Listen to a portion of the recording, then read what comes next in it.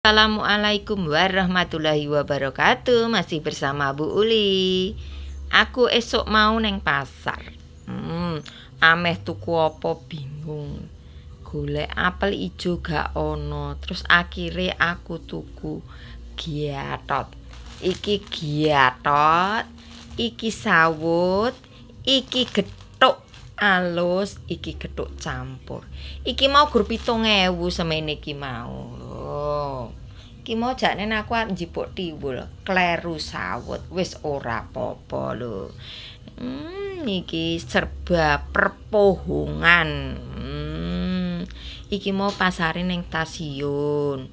Pasar Gawok nek kene iki. Ya jarake ya lumayan.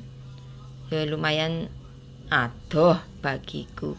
Ya selamat menikmati perpohongan. Salam sehat. Ya.